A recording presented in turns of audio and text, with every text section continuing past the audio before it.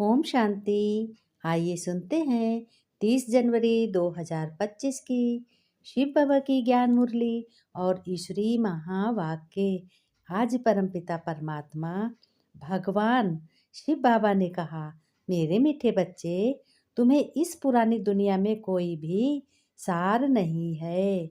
इस पुरानी दुनिया में कोई भी सार नहीं है, इसलिए तुम्हें क्या करना है? इससे दिल नहीं लगानी है। बाप की याद टूटी तो सजा खानी पड़ेगी, इसलिए अपने बाप की, सत्य बाप परमपिता परमात्मा की जरूर याद करो। हर कर्म करने से पहले याद करो। तुम्हें पुरानी दुनिया से ममत्व नहीं लगाना है। प्रश्न, बाप का मुख्य डायरेक्शन क्या है? उसका उल्लंघन क्यों होता है? आप देखो, बाबा कह रहे हैं कि बाप का मुख्य डायरेक्शन क्या है, उनका उल्लंघन क्यों होता है। उत्तर में बाबा ने बताया बच्चों, उल्लंघन इस बात पे होता है कि जब बाप की श्रीमत पर नहीं चलते हैं और अपने को बहुत मिट्ठू मियाँ समझते हैं। बाप का डायरेक्शन है, किसी से सेवा मत कराओ, सेवा मत लो किसी से, क्योंकि तुम खुद सर्वेंट हो। परंतु देह अभिमान के कारण बाप के इस डायरेक्शन का उल्लंघन करते हैं। जब देह को देखते हैं कि हम इतने बलवान हैं, हम इतने बुद्धिमान हैं, हमारे इतना कोई बुद्धिमान नहीं है, तब ही खुद सर्वेंट बाबा के डायरेक्शन का उल्लंघन होता है। बाप के इस डायरेक्शन का उल्लंघन करते हैं। बाबा कहते हैं, तुम बच्चों यहाँ सुख लेंगे तो वहाँ का सुख कम हो जाएगा। यहाँ अगर देह का सुख लोगे तो कहाँ का सुख कम हो जाएगा? सतयुग का सुख कम हो जाएगा। कई बच्चे कहते भी हैं कि बाबा, हम तो इंडिपेंडेंट रहेंगे, परंतु तुम सब बाप पर डिपेंड करते हो। बाबा ने कहा, तुम सब बाप पर डिपेंड करते हो। गीत भी है, दिल का सहारा टूट ना जाए। किसने गीत को गाया? बच्चों ने गीत को गाया, दिल का सहारा टूट ना जाए। फिर शिव भगवान उवाच, भगवान कहते हैं अपने शालिग्रामों प्रति। आज भगवान अपने बच्चों को शालिग्राम का स्थान दे रहे हैं। शिव और शालिग्राम को तो सब मनुष्य जानते हैं। भगवान कह रहे हैं दोनों निराकार हैं। शिव भी निराकार है, शालिग्राम भी निराकार है। अब श्री कृष्ण भगवान उवाच कह नहीं सकते। भगवान कहते हैं एक ही होता है भगवान। तो शिव भगवान उवाच किसके प्रति है? रूहानी बच्चों प्रति है।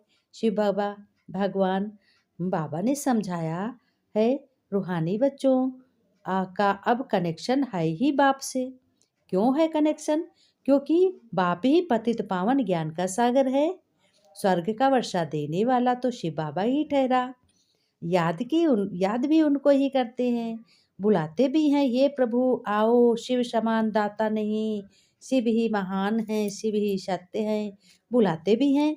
और ब्रह्मा उनका भाग्यशाली रथ है। ब्रह्मा क्या है? ब्रह्मा भाग्यशाली रथ है। रथ द्वारा ही बाप वर्षा देते हैं। वर्षा माने अधिकार देते हैं, जायदाद देते हैं। अब रथ द्वारा ही बाप सबको समझ देते हैं, जो अविनाशी ज्ञान धन है, जो 21 जन्मों के लिए ही वर्षा देने वाला नहीं है। 21 जन्मों का ब्रह्मा वर्षा देने वाला नहीं है। ब्रह्मा के द्वारा भगवान शिव बाबा वर्षा देते हैं। वह तो लेने वाला है, ब्रह्मा लेने वाला है। जैसे हम लोगों ने ले रहे हैं, वैसे ब्रह्मा ने भी लिया। तो बच्चों को अपने को आत्मा समझ किसको याद करना है? बाप को। कौन से बाप को? सत्य बाप परमात्मा। मिसला समझो, रथ को कोई तकलीफ होती है, वह कारणे अकारणे बच्चों को मुरली नहीं मिलती, तो बच्चों को सारा अटेंशन जाता है शिव बाबा की तरफ। वह तो कभी भी बीमार नहीं पड़ते। बच्चों को इतना ज्ञान मिला है, वह भी समझा सकते हैं। भगवान कह रहे हैं, बच्चे रोज मुरली सुनते हो और तो अभी तो तुम ज्ञानी हो, बच्चे हो, श्रेष्ठ हो, तुमको भी ज्ञान मिला है, तो तुम भी समझा सकते हो। प्रदर्शनी में बच्चों ने कितना समझाते हैं, ज्ञान तो बच्चों में है ना। भगवान कह रहे हैं, क्यों बच्चों, ज्ञान तो तुम बच्चों में हो, हर एक तरह का है। हर एक की बुद्धि में चित्रों का ज्ञान भरा हुआ है।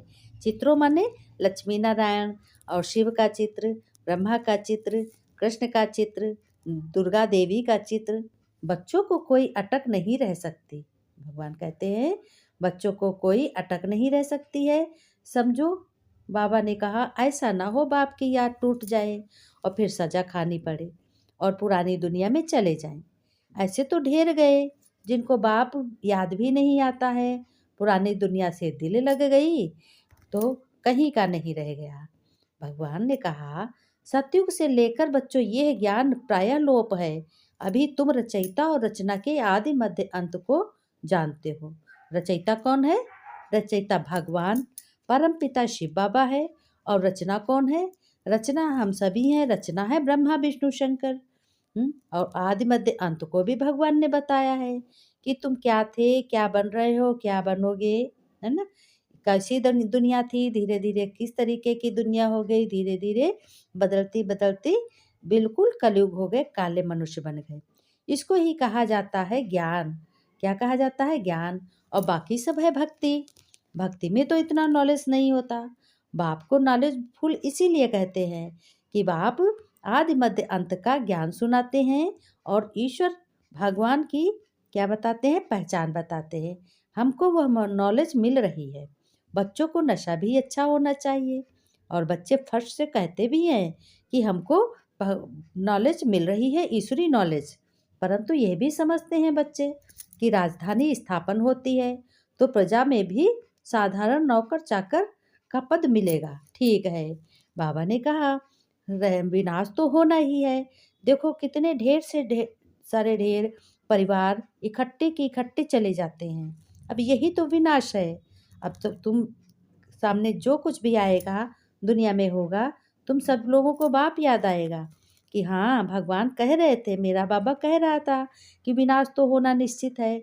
तो इसलिए सर्विस मेला में देखो कितनी विनाश होती है। कोई अच्छा हाल मिल जाए किराया देने के लिए हम तैयार हैं।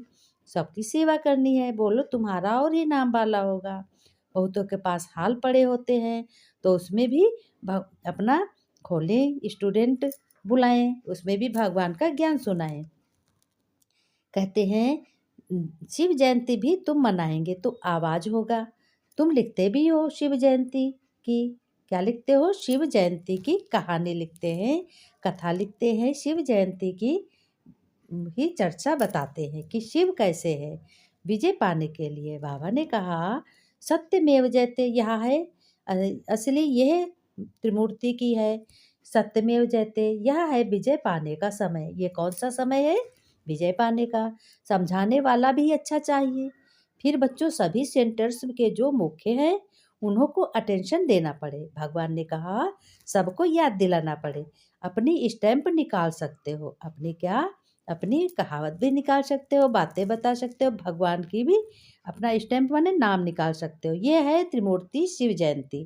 त्रिमूर्ति क्या है? शिव जयंती। फिर सिर्फ शिव जयंती कहने से समझ नहीं सकेंगे। अब काम तो बच्चों को ही करना है और कौन करेगा? बच्चे ही पढ़ाई पढ़ते हैं, समझदार बनते हैं और उनको ही आगे चलना पड़ता है। बहुतों का कल्याण होगा तो कितनी लिफ्ट मिलेगी? लिफ्ट मिलेगी सर्विस की। किसकी लिफ्ट मिलेगी? सर्विस की। बहुतों का कल्याण होगा तो सर्विस की लिफ्ट मिलेगी। सर्विस करने का ऑर्डर मिलेगा और क्या होगा? नाम भी वाला होगा कि देखो भगवान के बच्चे कितना अच्छा ज्ञान सुनाते हैं, इनको कितनी समझ है। एक दूसरे तुम लोगों से सब लोग पूछेंगे तुम कहाँ जाते हो ये सब बातें सीखने? भगवान की बातें सीखने जाते हैं। भगवान को अपना बनाया है। झट से बोलो ऐसे। लिफ्ट बहुत मिलती है। भगवान लिफ्ट देते हैं, कहते हैं कि बराबर बताओ, बहुत धड़ाके से बताओ। बिल्कुल भी हिचक नहीं आनी चाहिए कि हमें भगवान मिला, शिव बाबा मिला, हमने जाना है, पहचाना है, उनसे हमें बहुत कुछ मिला है। हैं? प्रजा तो बनेगी ना। बाबा देखते हैं कि सर्विस पर किन बच्चों का अटेंशन रहता है। दिल पर भी वही चढ़ेंगे। कौन चढ़ेगा? कि जो शिव बाबा को याद करेंगे, दिल से याद करेंगे और सर्विस करेंगे, एक दूसरे को बताएंगे कि हमें भगवान मिला है। अगर अभी पाना है तो पालो।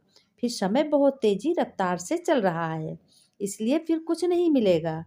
बाबा ने नमस्ते की, मीठे मीठे सी लदे बच्चों प्रति माता पिता बाप दादा का याद प्यार। गुड मॉर्निंग, बच्चों ने नमस्ते की, हम रूहानी बच्चों की रूहानी बाप दादा को याद प्यार। गुड मॉर्निंग बाबा, शुक्रिया बाबा, शुक्रिया।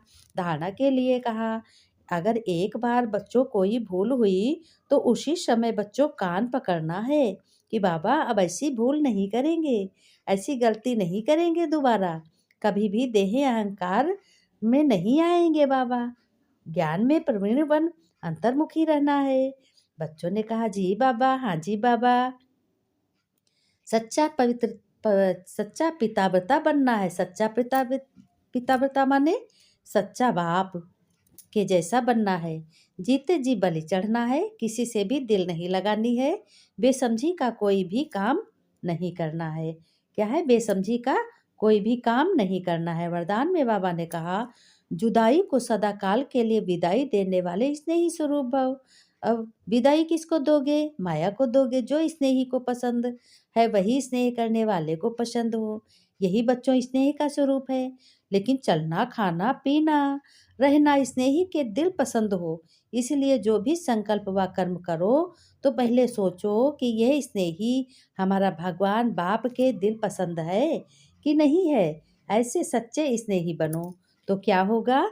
तो तुम निरंतर योगी कहे जाओगे और सहज सहज योगी बन जाओगे।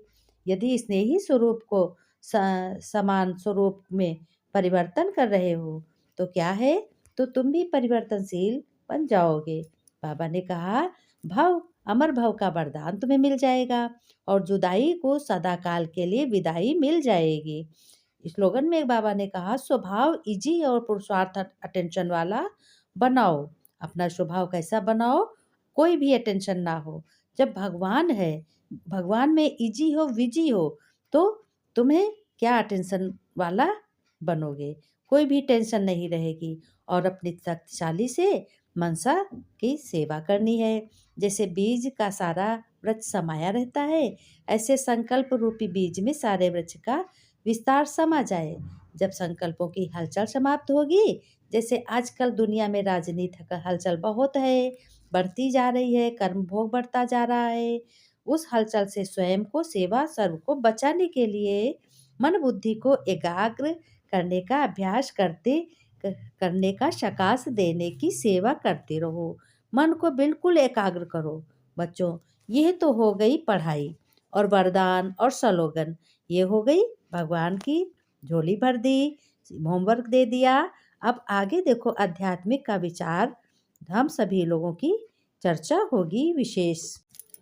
ये तो पढ़ाई, वरदान और स्लोगन, होमवर्क हो गया। अब क्या है? अब आओ चलते हैं आध्यात्मिक की तरफ। अध्यात्मक की तरफ चलेंगे और आज का विषय क्या है कि मेहनत का है। सफलता और मेहनत कैसे मिलेगी? तो आइए चर्चा करते हैं कि जब हम सभी लोग क्या करते हैं, एक बीज लेते हैं और मिट्टी में दबा देते हैं, ऊपर से कंकड़ पत्थरों का बोझा होता है। क्या होता है? कंकड़ पत्थरों का बोझा मिलता है। लेकिन सूरज की रोशनी भी मुश्किल से मिलती थी। कैसे मिलती थी? सूरज की जो रोशनी होती है वो भी मुश्किल से बीज को मिलती है, पर बीज हार नहीं मानता। ऐसे ही हम लोगों को हार नहीं माननी चाहिए। बीज नहीं, बीज की अंदर ही अंदर वो अपना कर्म करता है बीज, है ना?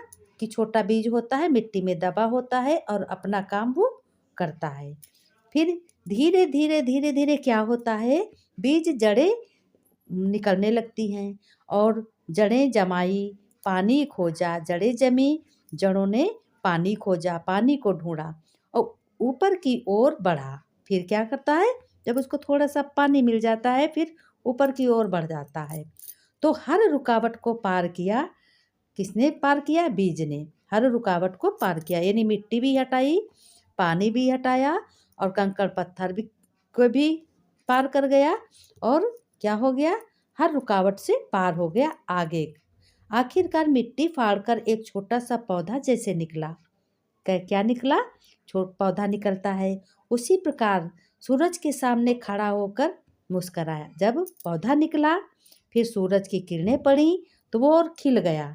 इस तरीके से हमारा ज्ञान सूर्य कौन है? भगवान की किरणें जब पड़ती हैं तो हम लोग कितना खिल जाते हैं, किस्मत ही बदल जाती है। उसने सीखा कि हिम्मत और लगन से कोई भी क्या है, कोई भी काम छोटा या बड़ा नहीं है, कोई भी मुसीबत क्या है, बड़ी नहीं है, सब छोटी है। कि हिम्मत है और लगन जब होता है तो कोई भी मुश्किल चीज़ छोटी हो जाती है, बड़ी नहीं बनती है कि हाँ ये कैसे करेंगे, अब नहीं कर पाएंगे, हिम्मत नहीं है। तो आप भी, हम सब लोग भी अपने सपनों का बीज बोएं, है ना? सपना अच्छा हो उसे हिम्मत से सोचें और सींचें, मेहनत से बढ़ाएं। हम भी सपनों का बीज बोएं, उसे हिम्मत से सींचें और मेहनत से बढ़ाएं। सफलता की धूप क्या होती है, ज़रूर मिलेगी। इसी तरीके से हम लोगों को क्या है, भगवान की किरणों से, शक्तियों से भरपूर रहना है। हम लोगों में हिम्मत है, लगन है, भगवान साथ है तो सब कुछ पास है। आज का विषय इतना ही रहा। ओम शांति। कल फिर मिलेंगे।